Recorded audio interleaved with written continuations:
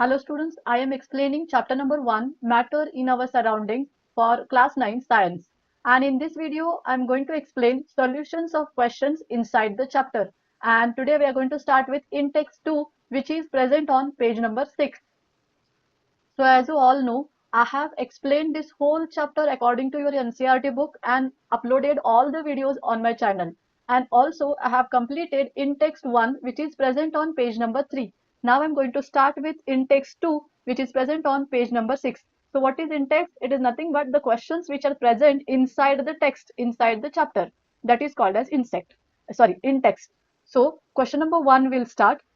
The mass per unit volume of a substance is called density. So what is density? Mass per volume. That is nothing but mass divided by volume. Arrange the following in order of increasing density. So here they have given air, exhaust from chimney, honey, water, chalk, cotton, iron. So here these are the materials or the things which are given. These all things we have to arrange in the increasing order of their density. And what is density? It is given in the question paper, that is mass divided by volume. So answer, to arrange substances in increasing order of density, that is from lowest to highest. Lowest density should be first and then there should be the things which have highest density. Think about how tightly the particles are packed. So we have to see each and everything which is given and think the particles in these all the material, how they are arranged. Are they arranged loosely or packedly?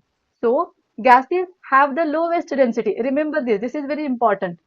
Gases have lowest density because you know the particles are far from each other. There is more amount of intermolecular space. Soft, fluffy solids comes next. So after gases, we have to think about soft and fluffy solids. Then comes liquid because liquids are denser. The particles are close to each other compared to solids. We have seen the arrangement of solid, liquid and gaseous particles. And the next is hard solids and metals which are densest, means the density is very, very high.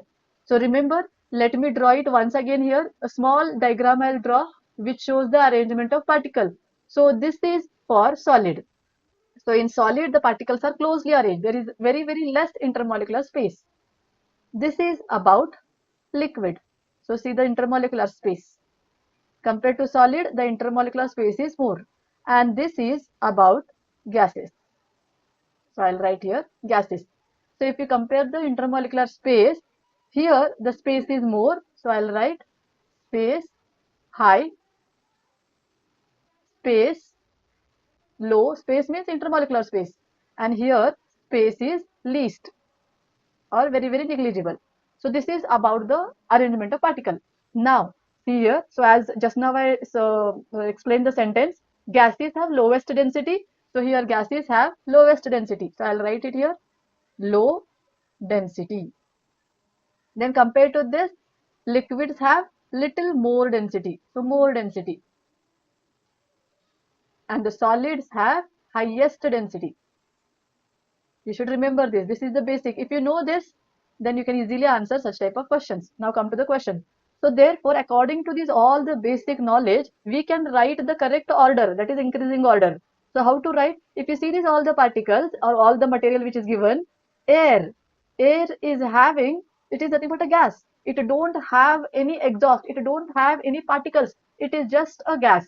So in gas, particles are far from each other and therefore the density will be very, very less. So first comes air. Then if you see, there is exhaust from chimney, honey, water, chalk, cotton, iron. If you see in these all, exhaust from chimney means what? It is also consist of air, but there will be some particles present in this. And that's why I'll write it next. So this is second. So the same explanation I have written here. I'll explain you. Let me explain with this only. Air least dense because it is a light gas. Exhaust from chimney, hot gases, slightly denser than air due to the particles present in that air. So see here, exhaust means from chimney means whenever you heat, you maybe have seen such type of chimneys on the industries. So when they heat the fuel, from the fuel, some carbon particles, very very small carbon particles mix with the air and comes out. That's why you maybe have seen the smoke. Smoke will be black in color. Why black? Because it consists of air and some carbon particle, fine carbon particle. So it is not air. It is consists of some particles. So that's why it is called exhaust. So compared to air, it has highest density. So I'll write it second. Then the next comes cotton. Why cotton? Cotton appears solid but has lots of air spaces. That is low density. So here I told no soft and fluffy. So in that cotton will come. Therefore this will be third. It is solid only but it has space in between. It has air. Then comes water, standard liquid density. Therefore water, because if you compare honey, chalk, iron, water will come first. Then comes honey. Honey is also liquid, but it has some high amount of particle and that's why it is thicker compared to water. That's why next comes honey. After that comes chalk compared to iron. In chalk also the particles are closely packed. In iron also the particles are closely packed. But if you see the packing compared to chalk, in iron they are very tightly packed.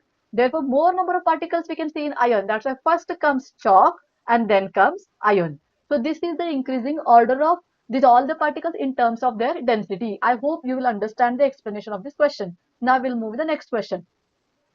Question number 2, tabulate the differences in the characteristics of states of matter. So tabulate means you have to write in a table.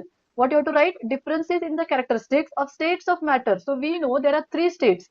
Solid, I'll write here one. Let me write it here one. Solid, liquid and gases. And we have already studied the characteristics of these all the states. So those all characteristics we have to write in the form of differences in a table. So you have to plot the table like this. And first column you have to write property, and second next to three columns you have to write three states. Now take one by one property and explain it for all the states. So first I'll take shape. What about solid? They have fixed shape. Remember, fixed shape like iron plate, that is having fixed shape. Then liquid, no fixed shape, because liquid will take the shape of the container. If you take this liquid in a glass, it will take the shape of glass. If you take this liquid in a beaker, or sorry, in a conical flask, it will take the shape of conical flask. So no fixed shape. What about gases? No fixed shape. If you fill the gas in a balloon, it will take the shape of this balloon, oval shape. If you take the balloon heart shape, it will take the shape of that heart. That's why no fixed shape. Then the next property I'm going to take volume. Solids have fixed volume. Volume will not change. If you take any iron article and if you keep it on the table, below the table, anywhere you carry it, the volume remains same. The volume means the space it acquires in a universe. That is called volume. Next is liquid. Liquid also have fixed volume. If you transfer the liquid from this beaker to this conical flask, if the water is 20 ml, then in the conical flask also it will be 20 ml. If you transfer it into some round bottom flask like this, here also it will be 20 ml. Only the shape is going to change. Volume will not change. Therefore, fixed volume. But what about gases? They don't have fixed volume, because when you transfer gases from one balloon to another, some of the gas will get expelled out. So that's why no fixed volume. Third property is rigidity, strength, rigidity. So in solid, they are rigid because solid particles are tightly packed. In liquid, they are not rigid. Remember, liquid can flow. The particles have space between them. That's why if you throw water, it will flow. Gases, not at all rigid, because compared to liquid, gases have more space. So if you see the movement, gas particle move faster compared to liquid. Next property I'm going to take compressibility. Now think about solid, negligible, or we cannot compress, but we should write it negligible, because whenever you see the particle arrangement, little, very least space will be present, and that's why here these particles are vibrating like this. Sometime here, sometime here. Very less vibration we can see. That's why we will write it in negligible. In case of liquids, slightly compressible, very slightly compressible, and gases highly compressible. We can compress the gas and convert it into gases or liquids or solids. That's why gases are compressible. I have explained this everything in the videos which I have uploaded. You can go through my channel and watch all the videos where I have explained this chapter clearly according to NCERT book. So in that I have told CO2 is a carbon dioxide gas. This we can compress and convert it into solid CO2. Solid CO2 means what? It is called as dry ice. So this is the property where we can see compressibility of gases. So this was the question, that is, it is the question that is second. Second question is divided into A and B. So here I have completed A question. Now we will see B question on the next page. Now we will see the B question, B sub question from question number 2 itself. So here the question is little bit same, you will understand. Comment upon the following. So here some points are being given. Properties like rigidity, compressibility, fluidity, filling a gas container, shape, kinetic energy and density. So based on these properties, we have to comment. We have to write little bit, explain this property. So first one, rigidity. The tendency of a substance to maintain its shape is nothing but called rigidity. Rigidity means strength, how strong it is. So tendency of a substance to maintain its shape. Solids are rigid while liquids and gases are not rigid, because liquids and gases don't have a fixed shape because they are not rigid. Second one is compressibility. Just now I told, ability to decrease volume under pressure. Compress means press. Press means increase pressure. So when you increase the pressure, the volume decreases. So what we can say, gases are highly compressible because gases have much space between them. These we can compress and we can decrease the space which is present. So we can convert gases into solids. Then liquids slightly compressible, solid almost not. Very simple point. Next property, fluidity. Fluidity means ability to flow. Remember, the substance which has ability to flow, all are called as fluids. So liquids and gases can flow, called fluids, but solids cannot. I hope you're understanding. Liquids can flow because they have space between them. Even gases can flow, they have space between them. Both together comes under fluid. Remember this. Some of the students think that only liquid will come under fluid. Remember, the substances which has the capacity to flow all comes under fluid. So even gases we can write under fluid. Next, filling a gas container. Now, gases completely fill any container because their particles move freely and spread out in all the direction. Remember, if you take a small container which is filled with the gas particles like this, remember, now if you pass this whole gas into a bigger container, still in this bigger container, these all the particles will occupy the space. Why? Because these particles are have the capacity to fill the whole container because they can move freely. Remember this. Same thing if you see in case of liquid, if this is the liquid in a beaker, if you transfer it into the conical flask, it will not fill whole container conical flask, it will remain at the bottom itself. But in gases, they have the capacity to move freely. Shape. Next property, shape. Solids have definite shape. Liquids take the shape of container and gases have no fixed shape. This is very important, the basic property. Next comes kinetic energy. What is kinetic energy? Energy possessed by particles due to motion. Whichever particle is in motion, they all have kinetic energy. Even if you are cycling, then it is called as kinetic energy. If the cycle is at one position, it is having potential energy because it is not moving. If something is moving, then it is called as kinetic energy. So it is lowest in solid because in solid particle will not move because they don't have space. That's why kinetic energy is less in solid. In liquids, it is higher because liquids particles have space, they can move. So liquids, it is higher. And what about gases? If you see the space in gas particle, it is very high, and therefore kinetic energy also it will be highest. Then comes density. What is density? Mass per unit volume. Mass per volume is called as density. And as I told in the earlier question, density depend on the arrangement of particles. So in solids, they have a very tightly packed arrangement. That's why the particles are more. So they have highest density. In liquids, the particles are loosely arranged compared to solids. So they have less density. In gases, the arrangement is very, very loose. So have least density. This was the explanation of this question, that is B. Now we will see the next question on the next page. The next is question number 3. It is give reason. So we have to give the reason. So the first one is a gas fills completely. Here I'll write small a. A gas fills completely the vessel which is kept. So very simple. Actually, the questions are different. The answer is same for all the question. Why the gas fill completely wherever it is kept? Because gas particles are freely, they can move freely in all the directions. Same thing I'm going to write. See the answer. Gas particles have very large spaces between them and move freely in all directions. Therefore, they spread out and occupy entire volume of the container. So I told, if the gas is present in this box, a small box, and if I transfer this gas into a bigger box, even here also in the bigger box, it will occupy whole box because it can move in all the direction. Second, that is B, gas exert pressure on the wall of the container. Yes, it is correct. When you take gas into this container, see the same container, because these particles are continuously moving, they will collide each other, they will hit each other, and also they will go and hit the wall of the container. So see the answer. Gas particles are in continuous random motion. Random means what? They can move anywhere. If this is the particle, if you imagine, it can move up, down, left, right, side, anywhere it can move. So it is called random. So gas particles are in random motion. When they collide with the wall of the container, they exert force. This force per unit area is called pressure. So when these particles collide, means when they go and hit the wall of this container, they exert force, and this force is called pressure. What is pressure? Force per unit area. I'll write it here. Pressure is equals to force per unit area. This is the formula of pressure. Then the next, see, a wooden table should be called a solid. Wooden table should be called a solid. Answer is, a wooden table has definite shape, fixed volume, its particles are closely packed, and it is rigid. It is incompressible, and therefore these all are properties of solid, and that's why wooden table is called as solid. Very simple.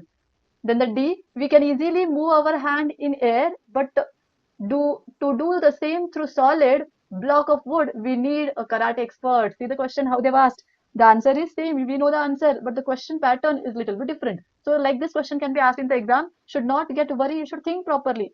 Take little bit time, think properly, and write down the answer. So the answer is, in air, that is nothing but gas, particles are far apart and have weak forces of attraction. So if this is the one particle of air, then the second will be somewhere here, third will be somewhere here, fourth will be somewhere here.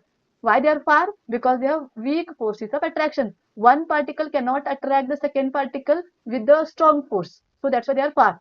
So they can be easily pushed aside because they have space between them. We can put our hand in between and we can push them aside. Next, in wood, that is solid, particles are tightly packed. So in wood, the particles are tightly packed. There is no space at all.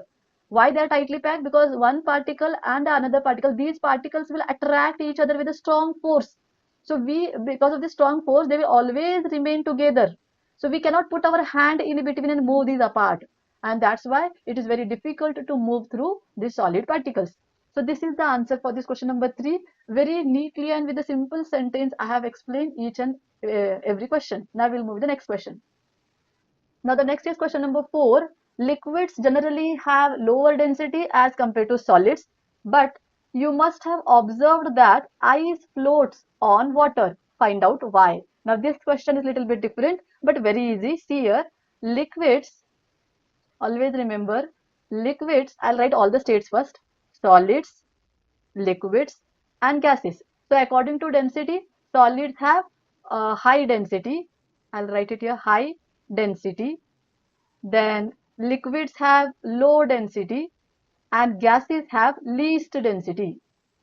Least density. This is the main basic we should know. Now, here we are going to compare ice and water. So ice is what? What is the state here? It is solid and water is liquid. So see here, it is solid, it is liquid. So once you put ice, imagine this is water, and now if you put ice here in this water, because it is solid, it should have a high density and it should go at the bottom and settle at the bottom in the beaker. But in reality, if you see, whenever we take water in a beaker and we put ice in this, that ice will remain suspended. It float on the water. So the question is, if ice is solid, why it is floating instead of getting settled? Very simple answer. See here, try to understand. Usually solids are denser than liquids, but ice floats on water because when water freezes to form ice, its particles arrange themselves in a fixed open hexagonal structure. Water formula is what? H2O. H2O is nothing but it is written like this. So this water molecules, there will be many number of water molecules into this glass of a water. When it get freezes, these all water molecules will get try to arrange or try to get fixed in a or try to get freeze in a fixed position. They will not get compactly arranged. If this is one water molecule, if this is another water molecule, if this is here one more water molecule, like this, there will be so many water molecules. These all will be get freeze into a fixed position. So this structure has more empty spaces between particles compared to liquid water. So because of this fixed position of all the particles, these all particles will have more amount of space. So you can see this is the space which is present after getting freeze. And if you see this space, if you compare with the water space, this space is high. So when the water, I'll write here, when the water get freeze into ice, the space present in the ice will be high compared to the space present in the water. And because of occupying high space in ice, the volume increases but mass remains same. For example, if you take a beaker and if you take water, say here this much of water if you take, and when you freeze this water, the volume in the same glass, the ice volume will increase. See the volume. See the volume. If this is 20 ml, here also it will be 20 ml. The quantity remains same, the amount remains same, mass remains same. But see the volume. If this, it has occupied this much of space in a beaker, but see here, ice will occupy the highest this space in a beaker. This was water and this was ice after freezing. I hope you are understanding. Now the next point. Hence, density of ice becomes less than water. So because density of a ice becomes less, when you put ice in the water, ice will float. This is the reason. To float, what we require, density should be less, and here density is becoming less due to the space which is present into the ice while freezing. So therefore, ice is less dense than water, and that's why it floats on the surface of a water. So this was the answer for this question number 4. I hope you will understand the explanation of these all the questions which I have explaining, which I have solved. These all questions are from your textbook. Inside the textbook, there are some of the questions which they have asked, and the same question I am solving here. And I hope it will help you to prepare or to make your notes for your test or for your final exam. So if you like my videos, share my videos with your friends. And if you're getting little bit also help from this all the videos, please consider subscribing my channel. Thank you so much.